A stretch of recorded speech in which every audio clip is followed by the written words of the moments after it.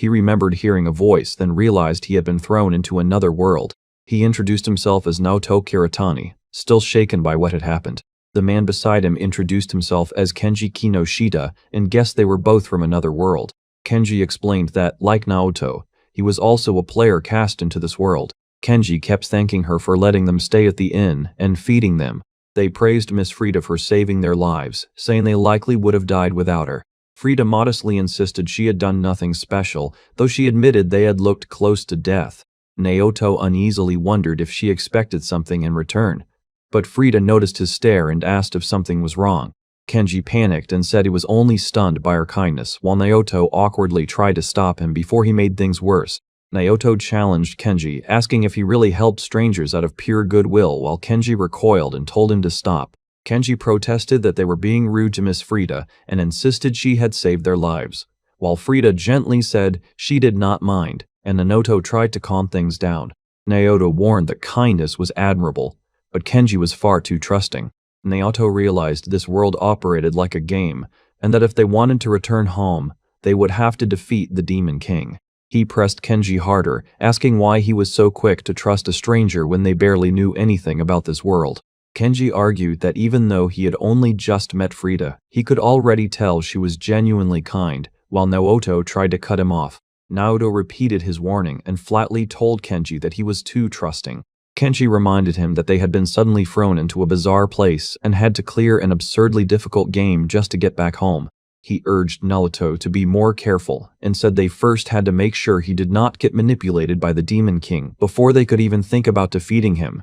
Kenji placed his hopes on Naoto, calling him reliable and saying everything would work out in the end if Naoto took charge. As Naoto looked ahead, a status screen identified him as Naoto Kiritani, level 5, with strength 11, dexterity 16, vitality 10, intelligence 9, agility 12, luck 9, no listed skills, 25 out of 40 HP, 11 out of 11 MP, and no active buffs or debuffs.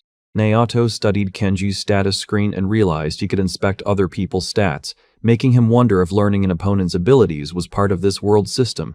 Seeing Kenji already at level 24 while he remained at level 5, Naoto was stunned that they had fought the same enemies together, yet ended up with such a massive gap. Kenji awkwardly admitted that he could not really help it, and explained that the difference came from his special gift. Naoto right away told Kenji to listen carefully, and warned that he absolutely could not tell anyone else about those gifts, while Kenji quickly agreed. Naoto concluded that, as players in this game, they had been given those gifts as weapons, and Kenji added that the same was true for Miss Frida. As Naoto compared their level gains, he realized Kenji's gift was growth, a power that let him gain experience and levels on a completely different scale. Naoto recognized that the ability was simple but overwhelmingly powerful, the kind of gift that could make someone the strongest. That realization only deepened Naoto's unease, because if others learned Kenji possessed such a power, the consequences could turn deadly. Lying awake, Naoto vowed that he would protect Kenji and make sure they returned to their old world together because he knew someone would eventually try to exploit Kenji's sincerity. Determined to prevent that, Naoto decided he first had to learn far more about how this world truly worked. Naoto thought about how he could make the best possible use of his gift. He stepped into a lively night street and noticed a man aggressively cornering a woman, making the whole scene feel wrong right away.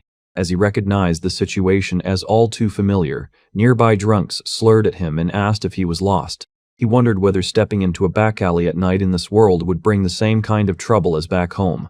Men in the alley mocked his strange clothes while he calmly kept walking toward them.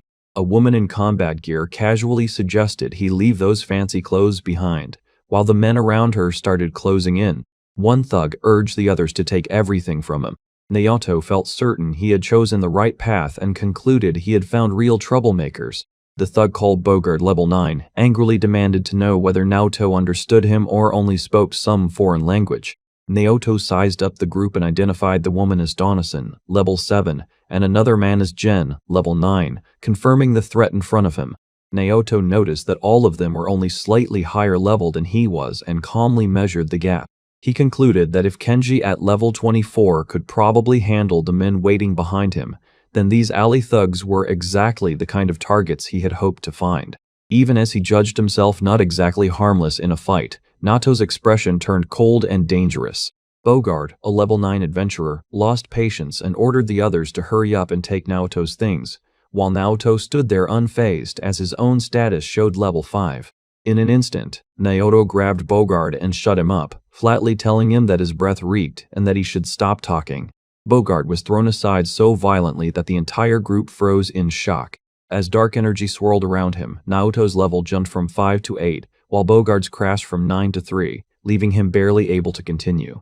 The onlookers panicked and demanded to know what Naoto had done, with one of them realizing in disbelief that it had not been magic after all. Naoto calmly prepared for what came next, as if the real fight were only now beginning. He struck Donison, the level 7 adventurer, with brutal precision, and the thug could only shout in anger as Naoto kept pressing in.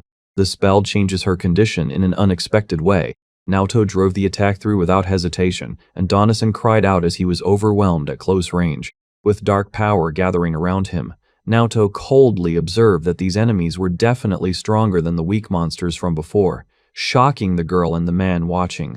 As Donison collapsed, Naoto remarked that he was gaining far more experience and health than expected, while Donison's status dropped from level 7 to level 1 and left him barely standing. Standing over the fallen thug, Naoto's power surged again as his level rose from 8 to 11, and he declared that this was his gift. One of the remaining thugs stared in disbelief and blurted out that he could not understand what Naoto even was. Naoto turned to the frightened woman, identified her as Pamela, level 8, and she jolted in fear as he calmly addressed her by name. Pamela stared at him in shock and demanded to know how he knew her name, while Naoto coolly told her not to worry about it. As the pressure closed in, Pamela trembled and begged for forgiveness, insisting she would do anything if he spared her. Naoto weighed what to do with her, and Pamela panicked that he might kill her, begging him at least to let her live. Naoto coldly reasoned that if he was going to spare Pamela, then he should get something in return. As the exchange grew tense and troubling, Pamela reacted in shock and admitted the moment felt overwhelming. Flustered and shaken, Pamela said she had never experienced anything like this before and could barely process it. Naoto stepped back and noted that his level had more than doubled, seeing it as an unexpectedly huge gain. Checking his status, Naoto saw his level rise from 11 to 14 and realized new skills had appeared, including Dagger Mastery, Alchemy, and Shadow Bite. Pamela looked up in alarm and demanded to know how Naoto even knew about her skills, leaving him briefly stunned. As Pamela stared blankly in confusion, Naoto realized he might have just drained her skills. He concluded that the true purpose of his drain ability was to steal an opponent's power and make it his own.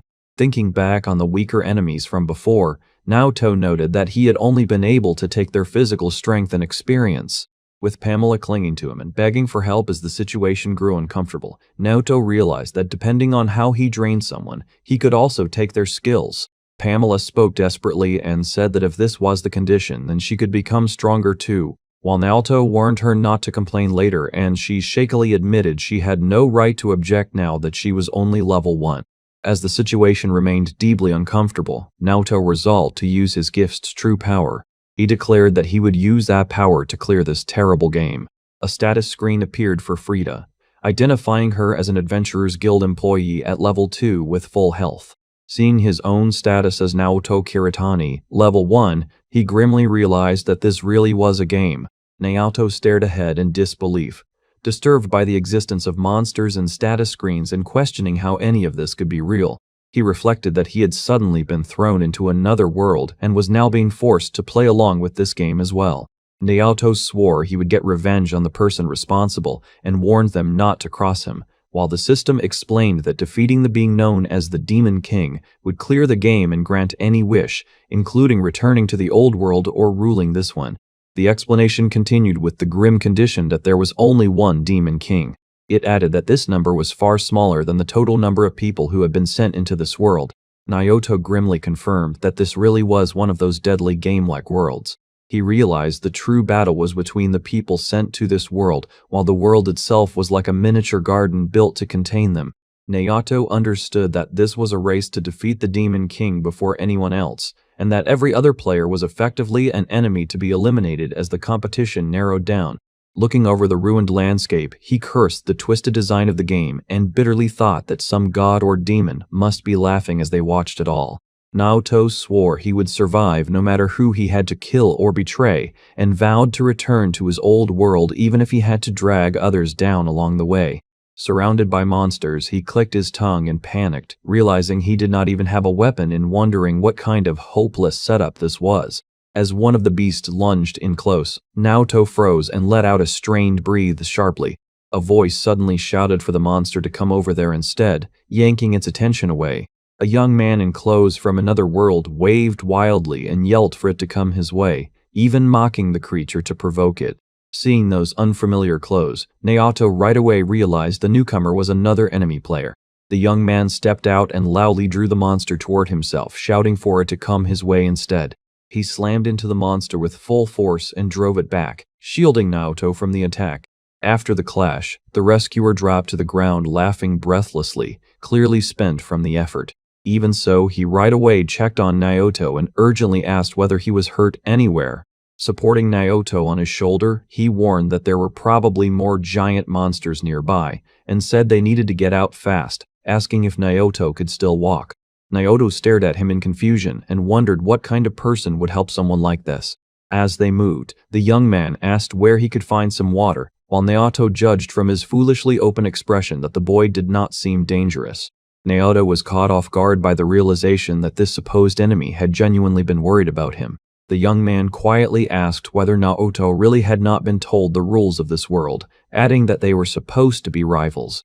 Looking irritated, he asked why Naoto had tried to leave him to die instead of helping him. Even after seeing Naoto's face, Kenji admits he still could not bring himself to leave him behind. Naoto reflects that everyone he had met in life fit into just two groups in his mind, scum and idiots. But meeting someone like Kenji felt entirely new to him. Naoto says that was how his journey with that strange guy began, and from that moment he resolved that he and Kenji Kinoshita would return to their world together. He declares that bringing both of them home is the goal he now carries in this world. In time, the two of them become what this world calls adventurers. After a fight, Kenji casually says they have done enough for one day and should head back. As their levels appear, Kenji jokes that leveling up must burn a ton of calories because his stomach has been growling non-stop, while Naoto shoots back that maybe he is just getting fat. Kenji says he feels the same strange hunger, explaining that whenever he levels up his wounds heal, his fatigue vanishes, and for some reason, even his hunger disappears, leaving Naoto to admit that it really is strange. Kenji suggests they grab something to eat once they get back. Naoto explains that for now, they have made their base in the walled city of Jorn. He says they join the Adventurers Guild there, where they take daily quests that mostly involve hunting monsters, and they are welcomed back when they return. The spell changes her condition in an unexpected way. Kenji proudly reports that they took the Bull Lizard quest and handled the problem. Frida excitedly thanks them and says the guild had no one else who could have beaten that threat so easily, making it clear they truly saved them. Naoto explains that Frida had helped them when they were in serious trouble, and she says recommending the two of them to the guild proves she had not been wrong. Naoto notes that she seems to have been promoted since then, probably as a reward for discovering the two of them. He also observes that Kenji completely falls apart around Frida, and it is painfully obvious from the atmosphere that he is interested in her. Frida presents the reward for the day's work. Naoto notes that the payment comes to around 80,000 zeni. Kenji argues that defeating the Bull Lizard had been a huge and dangerous job, so he cannot accept the reward being that low, while Frida awkwardly admits she is sorry if it feels that way, and Naoto is caught off guard. Frida explains that this is simply how the guild works and says there is no point taking it out on her, while Naoto starts to wonder if she and the others are already climbing the ranks. Naoto explains that in the guild, both the quest difficulty and the adventurer's rank determine the reward, and since they had only just started, they began from the very bottom. He points out that even setting himself aside, Kenji has already reached level 50 and is still stuck in bronze, even though he is now so strong that almost no one in the city can rival him. Naoto says Kenji has been steadily clearing guild quests, earning money, and raising his level, while his growth gift lets him level faster than anyone else in this world, even though Kenji remains strangely unaware of how abnormal that is. He adds that even if Kenji treats it like nothing special, the results are impossible to miss. Naoto realizes that Kenji's growth skill is not only making him stronger, but also helping him mature as a person. Naoto then shifts the focus and says that on his side, things have gone very differently. He admits that defeating weak enemies barely affects his level anymore, as women in a certain district greet him and the atmosphere turns uneasy. Naoto bluntly reveals that he has been spending the money he earns in that district, not for enjoyment, but because he is trying to understand what those places are really like and what kind of circumstances drove the women there. Naoto reveals that some establishments even use former adventurers as workers. He explains that in this world, special abilities can only be obtained after meeting certain talent requirements. Naoto adds that skills like magic, swordsmanship, and healing demand enormous training. But, he says their time trapped in bronze has dragged on long enough, and if they want to challenge the Demon King, they need to raise their rank fast. He then notices Frida and Kenji together and suddenly stops. Seeing them so close makes Naoto go quiet, as the mood turns strangely awkward. Naoto assumes they are getting along well, like they are on a date, while Kenji quickly tells him not to say that. Kenji reacts in confusion, saying he had only just come back after dinner, and Naoto blurts out in disbelief that this was all it was. Naoto realizes some people really do not follow dinner with more, then decides this must simply be how Kenji is. He concludes that Kenji probably likes Frida because she is beautiful and kind, and because she was the one who helped them. Naoto begins to question Frida herself and wonders what kind of person she really is. He asks himself whether Frida only sees them as useful fools for the guild. Even so, Naoto reminds himself that defeating the Demon King is the goal, but he also wants Kenji to be happy, so for Kenji's sake, he decides to uncover Frida's true nature himself. As Kenji works through another monster request, Naoto watches him in silence. Naoto notes that whenever a request comes from Frida, Kenji is always especially eager to take it, and that starts to bother him. While villagers thank Kenji for saving them, Naoto realizes with growing concern that Kenji has not leveled up for days. He concludes that the weak monsters given to bronze ranks no longer provide enough experience. Naoto calls out to Kenji and sarcastically asks if he has forgotten that their entire reason for being here is to kill the Demon King, and Kenji quickly insists that he has not. Kenji argues that he knows many people are suffering because of monsters, so he cannot just turn away. Naoto is left frustrated, thinking Kenji throws out noble hero lines so naturally that it is almost impossible to argue back. Naoto reflects that fighting for someone else's sake might not feel so bad after all. As the townspeople thank Kenji for defeating the monster that had tormented them for so long, Naoto sees just how deeply everyone values him. Naoto admits that Kenji is the kind of person who would never abandon anyone in trouble, but also realizes they cannot stay in this town forever. Watching Frida from a distance, Naoto concludes that if he and Kenji are ever going to return to their world together, anything keeping Kenji tied here or exploiting his kindness has to be cut away. Naoto steels himself and decides he has to act. The spell changes her condition in an unexpected way. Frida asks whether Kenji is really comfortable eating in a place like this, then casually admits that she comes to places like it all the time. Frida says that if his feelings are genuine, that alone is enough, and adds that she would be happy to go somewhere nicer with him for a change. Naoto notes that Frida is the most popular staff member at the Adventurers Guild, with countless adventurers trying to talk to her every day. He adds that no matter how many approaches she gets, none of them ever work, which is why she is known as the impenetrable Frida. Naoto notes that for some reason Frida becomes strangely gentle whenever the topic is Kenji. Frida says she did have something she wanted to ask, explaining that there was something she genuinely wanted Kenji's opinion on. With a calm smile, Frida asks what that question might be. The conversation turns to the Demon King as the question arises of how anyone could possibly defeat it. Kenji reasons that if the Demon King is defeated, the monster attacks hurting people should calm down as well, and he asks if that thinking is wrong. Frida admits he is not wrong, but says defeating the Demon King is an entirely different matter. Kenji asks whether it is really so absurd for him to even say something like that. Frida warns that the Demon King is far beyond an ordinary human, and says its power surpasses even the worst natural disasters, making the idea itself almost unthinkable. Naoto compares it to an ordinary person suddenly declaring they would kill a world leader, showing just how impossible it sounds. Even so, Naoto is shaken by the thought that if the one saying it is Kenji, the impossible may not be so easy to dismiss. Naoto says that if it is Kenji, he might truly be able to bring down the Demon King. He insists that once Kenji defeats the Demon King, the country can finally know peace again, and says that if Frida truly believes in Kenji's strength, she should tell him everything she knows about the Demon King. Frida suddenly falters and says she cannot do that, leaving him thrown by her refusal. He quickly apologizes and says he never meant to make her uncomfortable by bringing up something so strange out of nowhere. Trying to smooth things over, he tells her to drink as much as she likes and suggests they drop the subject and focus on a special recommendation instead. Frida quietly notes that the drink goes down very easily. He cheerfully agrees and says it should pair perfectly with the meat, even suggesting she wash it down with another sip, which makes her praise his taste. As the mood recovers, he remembers there was actually something else he had wanted to ask her. Frida realizes he only brought up the Demon King by steering the conversation toward a dull subject on purpose.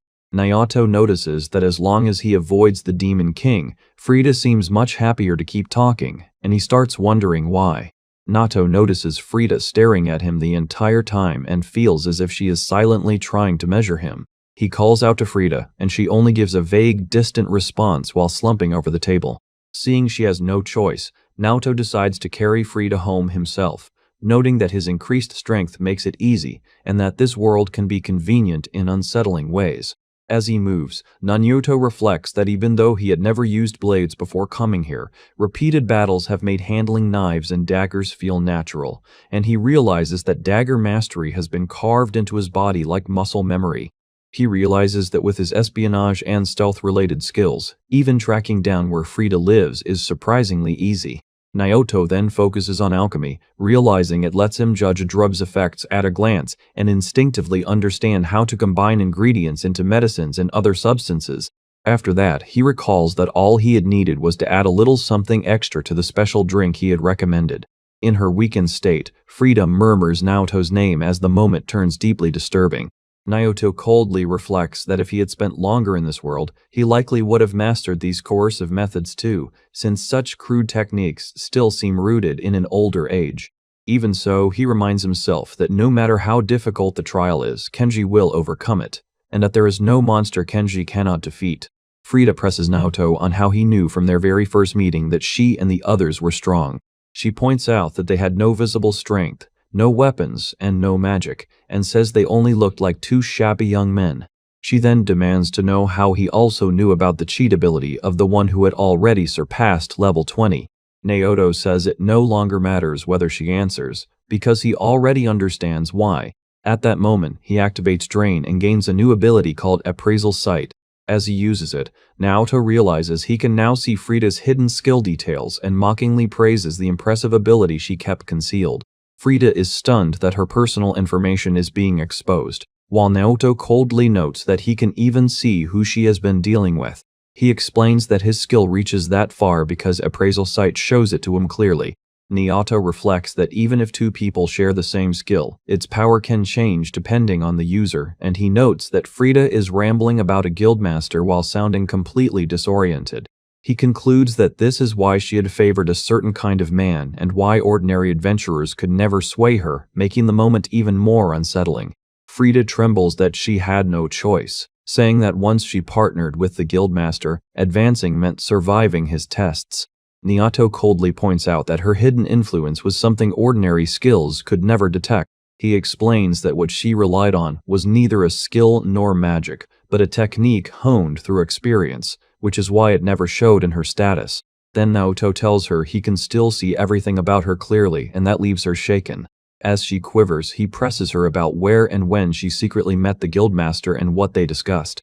Naoto admits to himself that he is bluffing, pressuring her to force a reaction. He warns that if this secret ever got out, the guild would be dragged into a massive scandal, especially with the guildmaster being married. As the exchange grows more tense, Naoto tells her not to worry and keeps the situation firmly under control. Frida, visibly shaken, insists they would never do anything that would destroy the people who help support them.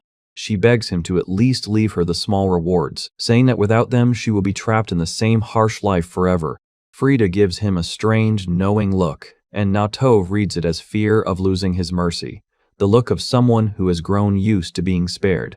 Naoto coldly orders her to clean herself up, never easing the pressure as the room stays tense and deeply uncomfortable. The next day, Kenji lights up with gratitude and excitedly thanks Frida, saying he somehow jumped all the way up to platinum rank. Kenji cheerfully explains that Naoto told him Frida had spoken to the guildmaster for them. Frida forces a faint smile and says she knows, then adds that she wants to thank him. She hesitantly asks if it would be alright for her to go out with him one more time. Kenji right away agrees, and Frida thanks him with obvious relief. Naoto cuts in and asks Kenji if he is really planning to leave for the next quest without buying a brand new weapon.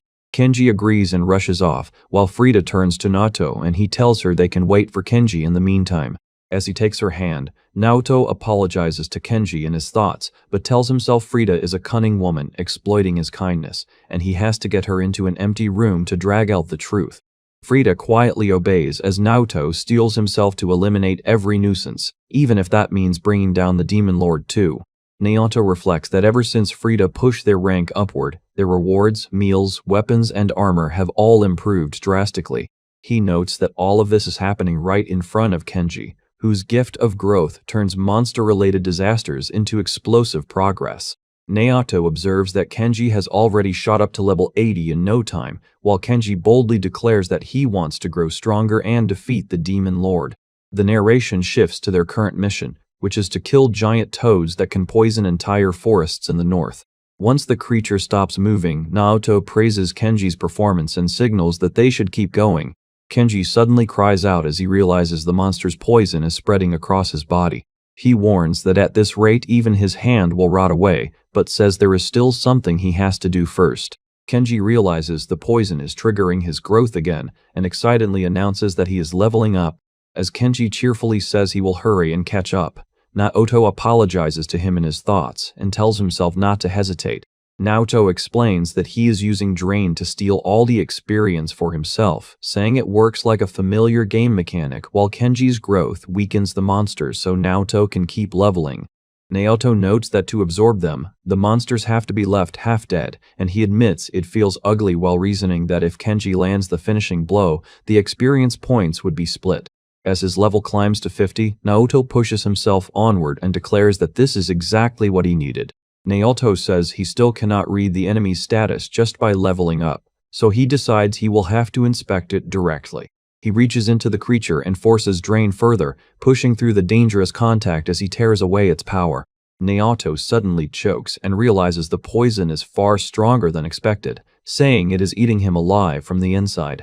In the middle of the crisis, Naoto gains poison resistance level 5 as the effect rips through him.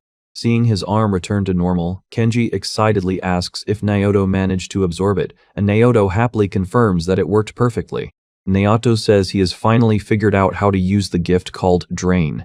He concludes that direct internal contact was enough and says that what he learned from past troubling experiences led him to that answer. Naoto declares the experiment a total success as he gains several new abilities at once, including Acid Barrier, Jump, and Poisonous Mist. With a sharp grin, Naoto realizes he can even steal skills ordinary humans could never learn. As they head back, Naoto says he wants to try again with another monster, and Kenji readily agrees to hunt some on the way. Naoto notes that in this situation appraisal sight is incredibly useful, and decides he needs to gather as many skills as possible now that he can identify any monster. Naoto says he learned a cooking skill and plans to use monster ingredients for food, leaving some behind, while Kenji excitedly praises how incredible it is, and Naoto brushes it off by saying a lot has happened. Naoto reflects that Kenji has no idea his discoveries about using Drain came from a troubling situation, and awkwardly tells himself Kenji would never figure it out because he is too innocent. As food cooks over the fire, Naoto notes that they completed the mission safely and also managed to collect a solid number of skills. Kenji cheerfully says good things just keep happening, adding that by defeating powerful monsters they are also helping many people. Naoto looks at the world coldly and says they should not care too much about its people because this is just a game and a world they will eventually leave behind. Hearing that, Kenji goes quiet, and Naoto realizes with surprise that despite everything, Kenji genuinely cares. Kenji catches a woman's scream nearby and urgently asks whether Naoto heard it too. As Naoto moves instantly, Kenji hurriedly calls out for him to wait. Kenji forces a grin and says he is coming too, insisting he does not want to be left behind even if he might be useless. Ahead of them, two battered adventurers named Arya and Yuno struggle to remain standing as their health and mana drop to dangerous lows. The pair is surrounded by several orcs, with Yuno shielding Arya as the monsters close in. A heavy blow crashes toward Yuno, and someone cries out her name in panic. An orc lunges with a brutal strike as the danger closes in on the helpless women. At the last instant, Naoto drops into the battlefield and blocks the attack before it lands. Naoto steps in front of Arya with a steady expression, placing himself between her and the orcs. Kenji rushes over and anxiously asks if they are all right, while Arya says she is fine, but warns that the orcs are still the real threat. The orcs sneer that Kenji is no threat at all and dismiss him as harmless. Kenji answers at once that yes, he understands the situation. While the women struggle on the ground, Kenji is distracted by the sight before him and notes that one appears to be a demi-human, while the other seems remarkable even in this situation. Naoto slices through the tension and orders them to leave the orc to him while the others deal with the injured girl first. Arya quickly agrees as the staff drops into place and she responds with renewed urgency. Kenji realizes her skill is a magic barrier and sounds surprised by the discovery. He then turns to Yuno, telling her to hang on while grumbling about whatever strange thing had just been said. As Yuno lies hurt on the ground, Kenji uses healing magic on her. Watching the result, Kenji notes that her recovery is pretty slow while Yuno weakly fights through the pain. Activating appraisal sight, Kenji moves closer and says he wants to check for himself. After examining Yuno, Kenji says he can handle it and realizes her internal injuries are severe, which explains everything. He activates a healing skill called Cellular Repair and focuses directly on restoring her condition. Yuno jolts in surprise as the pain suddenly vanishes and blurts out that it does not hurt anymore. Seeing the result, Arya is stunned and concludes that his healing magic is even stronger than hers. Kenji explains that he stole this recovery skill from a giant slime because its body kept reforming no matter how much it was cut, making it an absurd regenerative ability separate from normal healing magic. With a calm smile, Kenji assures everyone that things are all right now. Overwhelmed with relief, Yuno and Arya sincerely thank him for saving them. Flustered by their intense gratitude, Kenji asks them to raise their heads, while Arya remarks that helping each other in a crisis like this is only natural. Arya hesitates, then turns to Yuno and suggests they should just say it. Gathering their courage, they awkwardly tell the two boys that they have a favor to ask. The scene shifts to the fortified city of Jorn. Yuno and Arya explain that they had originally planned to submit a request at this city's guild. Yuno declares that they want to take back their village. Hearing that, the boys realize something serious must have happened there. As Kenji checks them again, he identifies Arya as a level 24 priestess and Yuno as a level 20 swordswoman. Kenji notices his appraisal sight is being resisted and concludes that people with a certain amount of power can push back against his skill. The girls reveal that demons occupied their village, put the demon lord's subordinates in control there, and drove the villagers out. Kenji reacts in shock and asks if they mean demons rather than monsters, and Yuno confirms that they do. He hesitates, clearly confused, as he starts trying to explain what demons are. He reasons that demons are highly intelligent beings on a level similar to humans, standing at the top of demonic creatures, almost like nobles among beasts and monsters. Kenji bluntly sums demons up as ruthless killers, and Yuno dryly remarks that his explanation is a rough way to put it. Yuno presses on and asks why the demons targeted their village in the first place. Arya reveals that their village has protected a holy sword for generations, and Kenji right away recognizes it as something like an otherworldly special item. She explains that the holy sword is said to be the only weapon capable of cutting down the demon lord, so the demon lord sent subordinates to seize the village out of fear of that power. Kenji realizes the enemy was trying to occupy the village rather than simply destroy it or slaughter everyone, and Yuno confirms that conclusion. The explanation continues that even demons serving under the demon lord cannot touch the holy sword, which is why they only secured the place where it rests and stood guard over it. Hearing that, Naoto smirks and thinks that if Kenji can get his hands on that sword, it could become something extraordinary. He quietly proposes that they should test the sword's power. Kenji suddenly clenches his fist and declares that they are going to help the girls. Naoto remarks that the moment Yuno asked this guy for help, this outcome was practically guaranteed. Naoto watches the quests vanish from Jorn's Adventurers Guild and realizes this disaster might create an unexpected opening. The spell changes her condition in an unexpected way. The group leaves Jorn and heads west, making straight for Yuno's village without wasting a moment. Along the way, Yuno suddenly cries out as a beast lunges at her from nowhere. Kenji moves instantly and knocks the attacking monster away before it can reach her. The spell changes her condition in an unexpected way. Yuno bursts into excited praise, calling the move incredible while Kenji awkwardly asks her to stop. Yuno says she wants to grow stronger before facing the demons and asks Kenji to keep training her, and he agrees to help, but he can. Arya comments that Yuno is actually pretty skilled, even as Yuno turns away in embarrassed silence. Watching from the side, Arya notes that Yuno is clearly focused on Kenji and jokes to herself that Yuno barely notices her anymore. Naoto finishes preparing the meal and says that should cover everything. Arya praises Naoto for being unexpectedly capable, and Naoto explains that he recently picked up cooking because it fits their current life.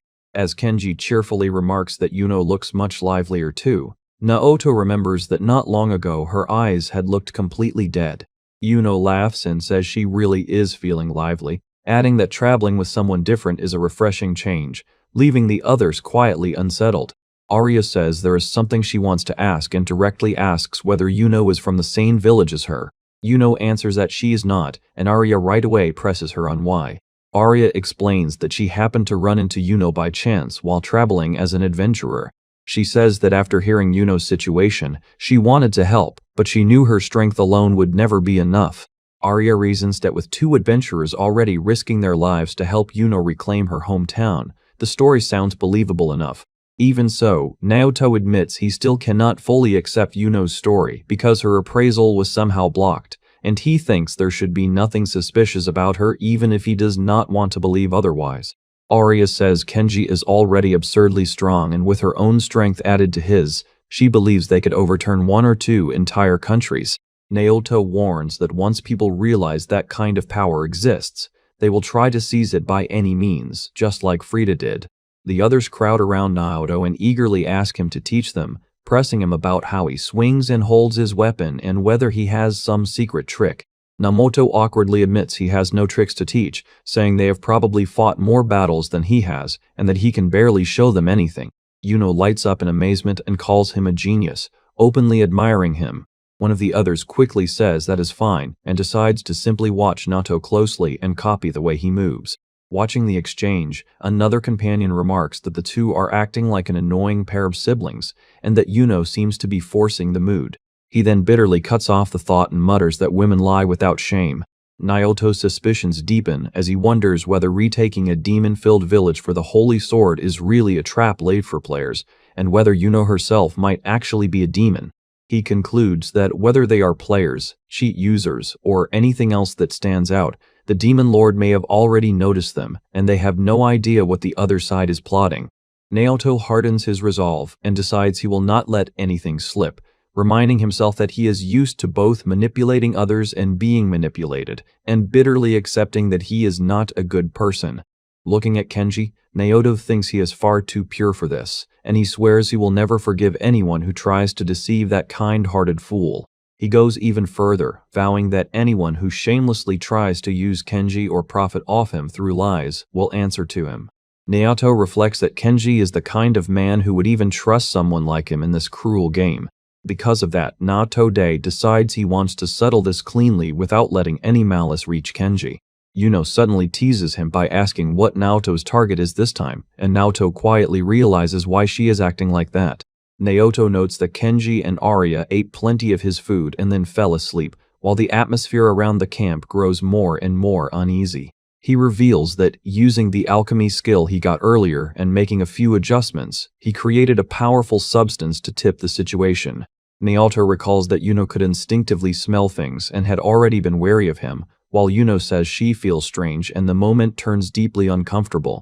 Naoto insists he had not originally planned to rely on the substance, but says he needed to confirm Yuno's true intentions before they reach their destination. Naoto checks Yuno's status and realizes her resistance to his appraisal is fading, while the condition displayed on her screen makes the moment even more disturbing. He compares her profile to what she told them and concludes that every part of Yuno's story appears to have been true so far. Naoto realizes she had not been deceiving them at all and had sincerely been asking for help. Yuno apologizes, and Naoto lowers his guard as regret hits him for doubting her. As the night drags on, Naoto wonders whether this tense, awkward situation will really last until morning. Since Kenji proposed it, the group decides to help Yuno and Arya gain levels while continuing toward Yuno's village. Kenji says the two of them could have handled the monsters alone, but Naoto notes that Yuno and Arya stubbornly insisted on staying with them no matter what. Yuno says she understands those feelings and implies that helping means helping her get back home. Naoto questions why Arya is choosing to follow Yuno on such a dangerous journey. He reflects that this world may function like a game, but its people still have real hearts, and everyone moves according to their own desires, whether from longing or from justice. Naoto wonders what Arya truly wants, then hesitates as he starts to reconsider his suspicions. Arya calls herself a fool but says Naoto was right that they should not be wasting time on detours. She admits that even so, she cannot leave Yuno on her own. Arya walks up to Kenji and quietly asks whether he needed something from her, catching him completely off guard. Kenji panics and stammers while Arya looks at him in confusion and asks what is wrong. Flustered, Kenji says he had only been thinking about a few things. Arya notices how red his face is and asks if he is really okay. Kenji hurriedly insists he is fine, and Arya says that whatever is bothering him, he does not have to force himself to talk about it. Arya leans in and asks whether she and Yuno are causing trouble, then pleads with him not to hold back and to tell her honestly. Arya says she has come to understand how strong he is, but also that kindness has limits, and that asking him to fight demons for two complete strangers may simply be too much. Arya says she hates that idea. She explains that they will have to fight an even stronger enemy later anyway, and Kenji is shaken by the thought of something worse than demons. Arya admits she means the Demon Lord, then nervously adds that saying it out loud sounds reckless. Kenji says that even so, they want to defeat that threat as soon as possible, and that there is a reason they have to do this. Arya says that if that is true, then this is not the time for him to be helping them, and yet he still is. Kenji admits he simply found himself wanting to help them, and that even if this is a detour without the Holy Sword, he cannot just ignore it. Arya calls him Kenji and says she really is an idiot.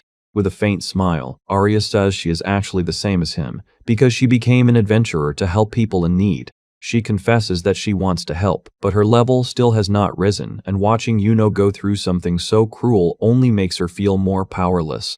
As Kenji calls out to Arya, she quietly says she does not think Yuno sees it that way, leaving him confused. Arya tells Kenji that he was the one who reached out to Yuno when she was completely alone and had no one else. She says those feelings have nothing to do with power or levels, making it clear that kindness cannot be measured like that. Arya thanks Kenji and says she is glad she met him, and at that moment a new skill called acoustic gathering appears. As Kenji's words finally sink in, Arya exhales softly and quietly takes in what he said. Kenji realizes that he helped Yuno simply out of genuine kindness and that Arya had been acting from that same place all along.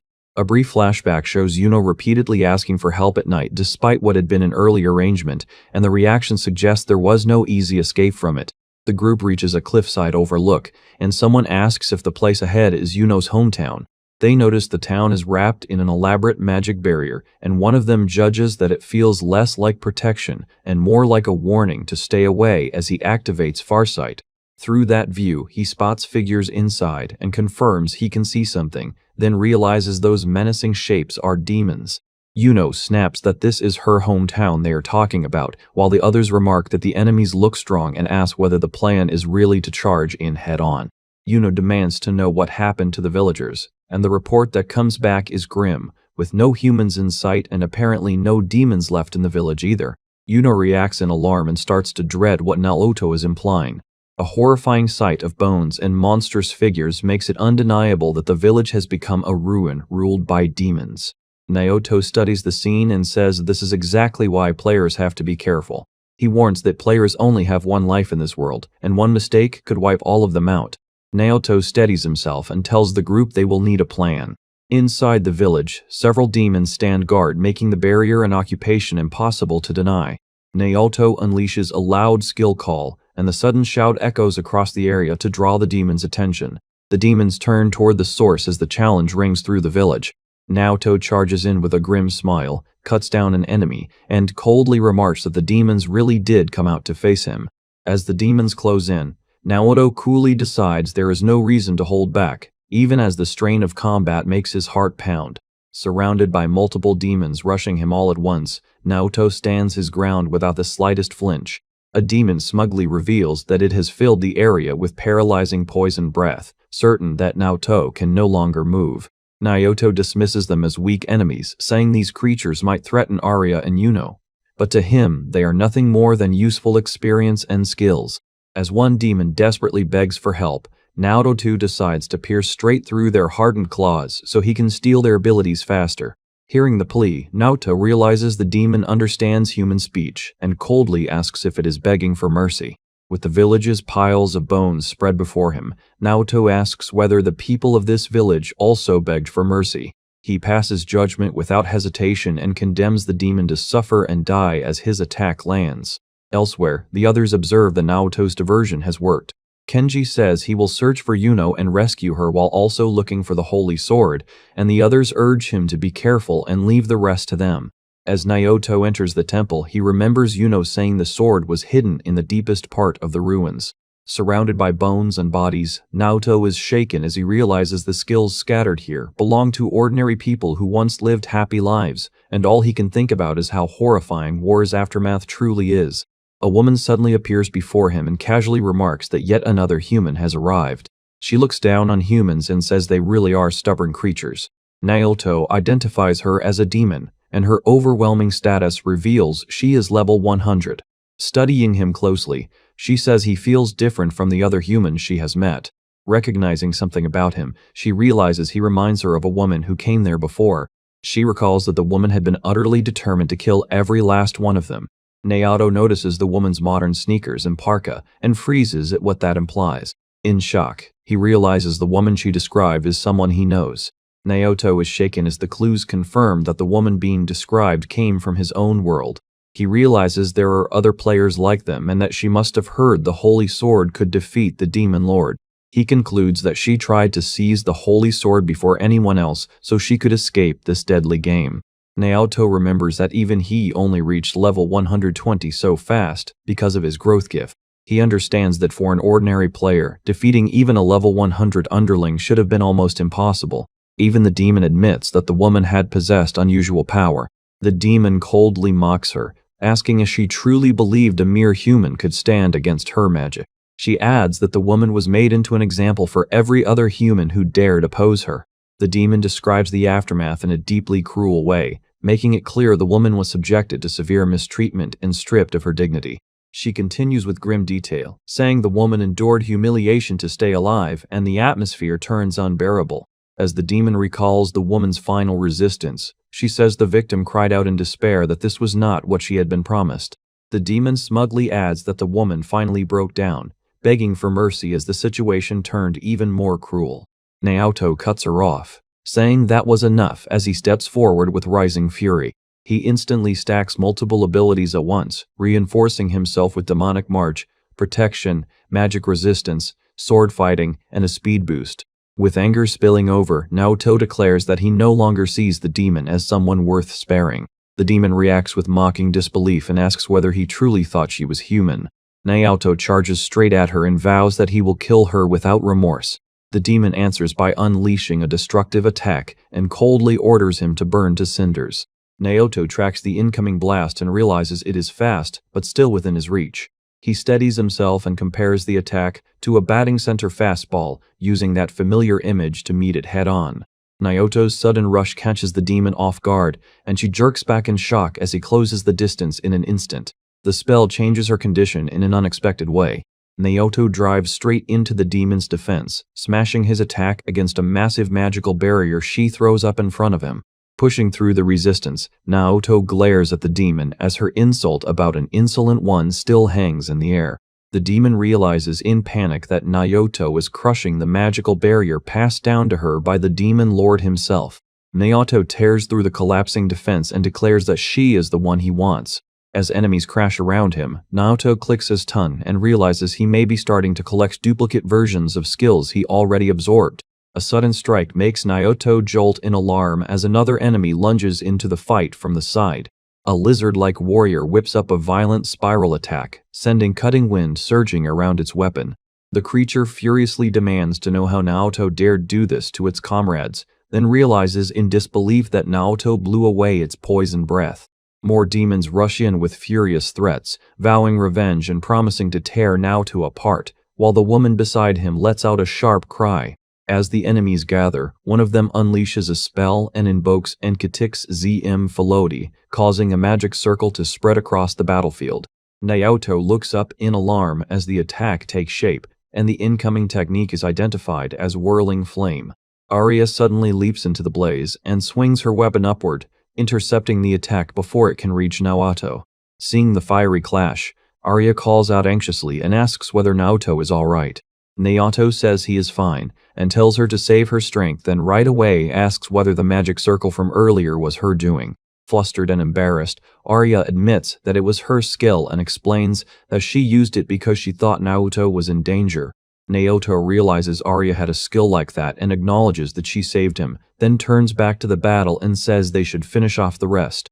Amid the wreckage, a defeated enemy lies buried under debris and lets out a strained groan. The battered demon stares in disbelief and bitterly admits that she lost to nothing more than a human. The defeated demon stares at Naoto in shock and demands to know who he is. Naoto calmly says he is only human, but the kind of human who cannot forgive evil. Kenshi rushes over calling for Naoto and asks if he has reached his limit. The others report that they wiped out the remaining demons, and Kenji adds that those enemies were not the village survivors. Naoto falls silent for a moment as he begins to understand. Yuno explains that although many people died, even more may have escaped somewhere else, and she insists the bone count does not match the village population. Yuno says she hopes Naoto can meet the surviving villagers soon, while also gratefully telling him and the others that they were able to reclaim her village because of them. Kenji jokes that Naoto uncovered the truth only because Kenji's cool-headed brilliance and talent led the way, and Naoto gives a dry reaction.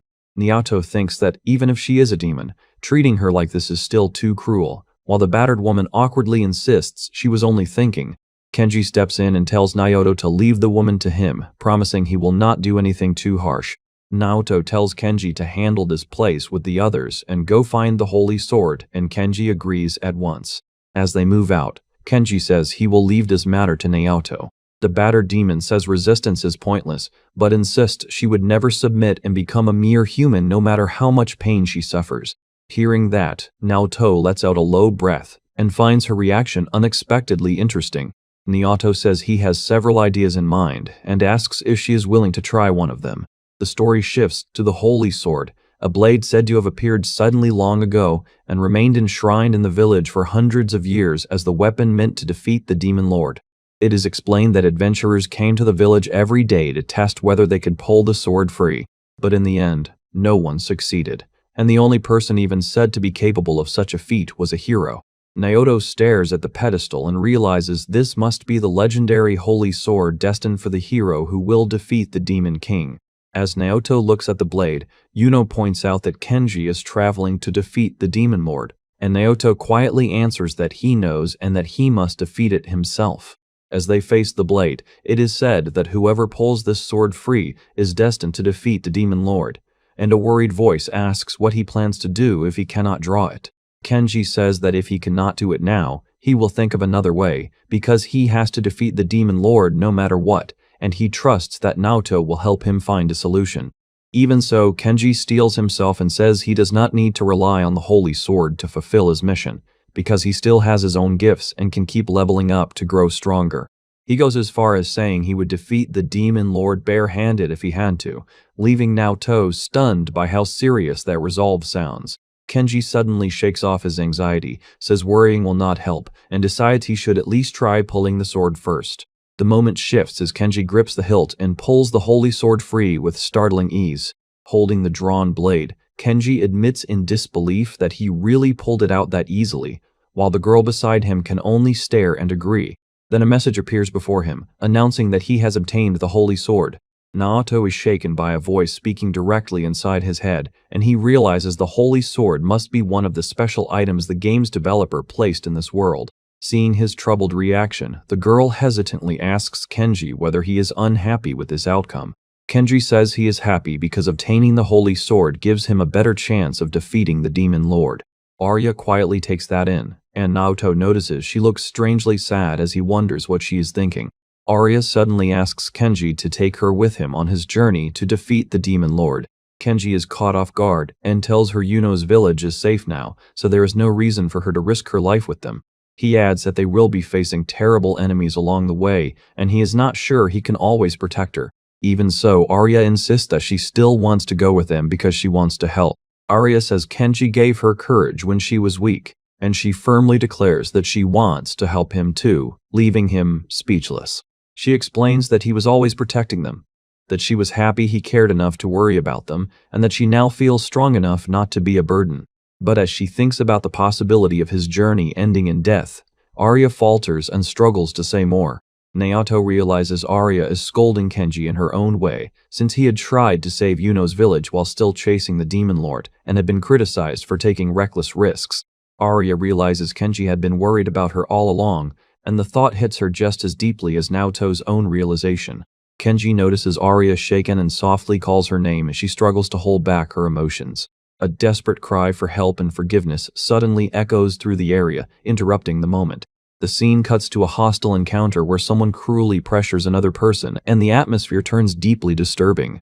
Naoto reacts with uneasy surprise as the other person closes in and bluntly says he will be next. The spell changes her condition in an unexpected way. He carefully sounds out the strange words while wondering whether he read the spell name correctly. The woman suddenly panics and realizes the spell is some kind of control magic, shouting in horror for him to stop. Naoto completes the contract and declares that from now on she must obey every command he gives.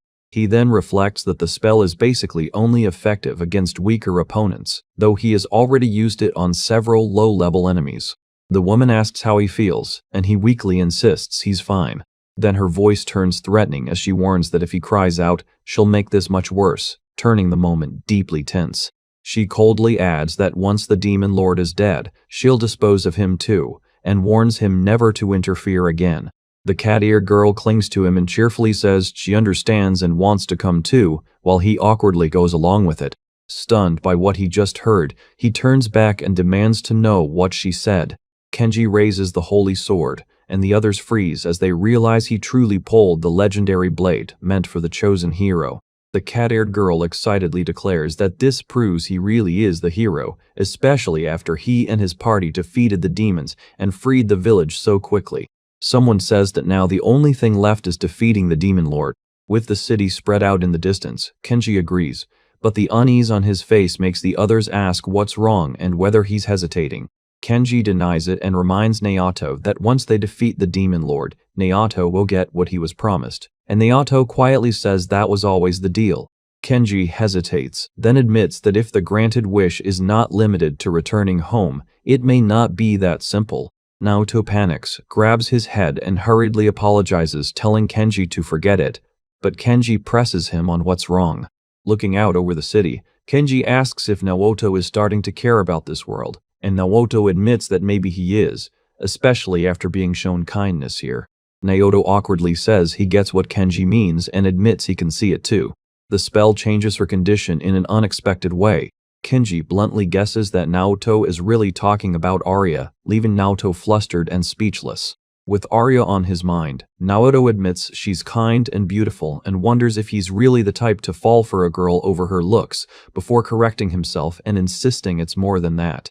Naoto realizes Arya is the second person in this world who has genuinely cared about him.